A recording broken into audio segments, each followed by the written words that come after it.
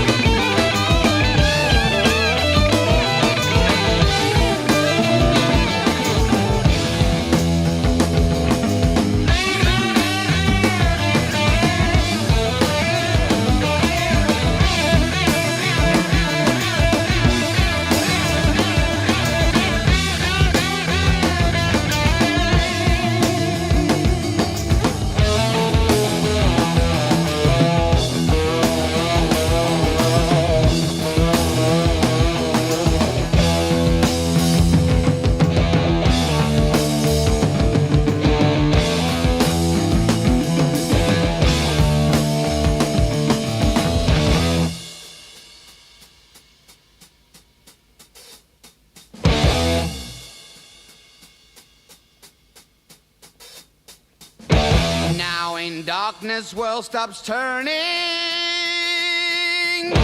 ashes where the body's burning. No more war pigs have the power, and as God has struck the hour, day of judgment God is calling. Underneath the war pigs crawling, begging mercies for the sins. Satan laughing spreads his wings. Oh Lord, yeah.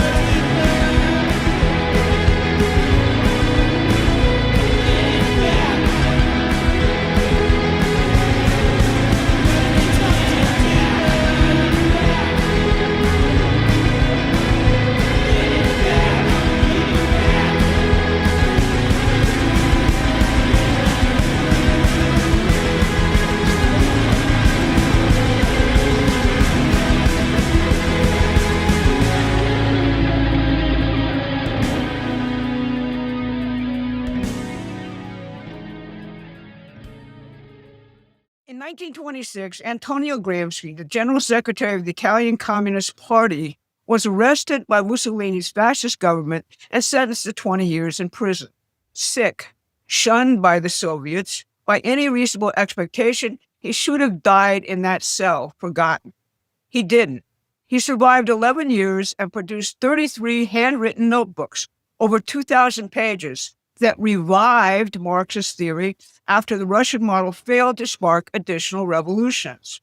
Every modern insurgent movement, from the Frankfurt School's New Left to critical race theory to the DSA, traces its intellectual ideas to those notebooks. What did Gramsci say? He said, revolutions fail when you seize political power but leave the culture intact, the national culture intact, because the people still believe in the civilization you overthrew. So the revolution has to happen in the culture first. You have to make people hate their own culture, their own civilization, not disagree with it, hate it. And then once the culture is hollowed out, the political takeover is just a cleanup operation. Sound familiar? This is the explicit theoretical foundation of the DSA's educational program and much of what an entire generation of our young people have been taught. But how did those notebooks escape Mussolini's prison? His helper was Piero Sraffa. Sraffa was an Italian Marxist economist. He had lived in London since the 1920s. He held a research fellowship at Trinity College, Cambridge, under the direct sponsorship of Lord John Maynard Keynes. Keynes, the man whose monetary theories were designed above all to preserve the power of the City of London and the British Empire, the chairman of Britain's Malthusian Society, the vice chairman of the Eugenics Society, the sponsor of a Marxist. Keynes' protege kept the most dangerous Marxist theorist in Europe supplied with books, maintained his connection to the outside world, arranged the publication of the notebooks, and was, by every account, the last friend Gramsci had before he died. Now, starting this May, the Council on Foreign Relations, the sister institution to London's Chatham House, the controllers of our foreign policy for years, launched a multi-year project to define what comes after Trump. They're writing papers to build what they call a consensus for the, quote, post-Trump world, i.e., for their return to power. They expect that return to come soon if the Democrats take the midterms and paralyze Trump's agenda. Their urgent planning doesn't indicate that they expect the Vance-Rubio ticket will continue the Trump revolution for 8 years after 2028. Guess who the lead essay cites in its first sentence? Antonio Gramsci.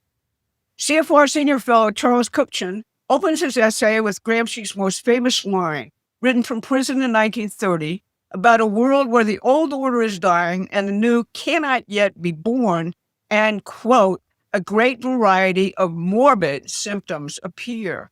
In his piece, Kupchan calls Gramsci an anti-fascist. Think about that. Not a communist, which he was, an anti-fascist, the justification of our current street thugs for all of their violence. For Kupchan, the morbid symptoms consist in the existence of one man, Donald Trump. His essay attacks the reindustrialization of America as, quote, delusional. The broader CFR series attacks tariffs, protectionism, and sovereign national movements across Europe and the United States. The CFR wants to reform the globalist system, not end it. They acknowledge the populations subjected to it have come to hate it, but they insist any reform must preserve every feature that has given them power and made them rich. So why is Gramsci the shared reference point right now at the same moment for both the revolutionary DSA left and the Establishment Council on Foreign Relations? Well, doesn't that really signal their intent? They're clearly not planning a peaceful transition of power led by a fair election.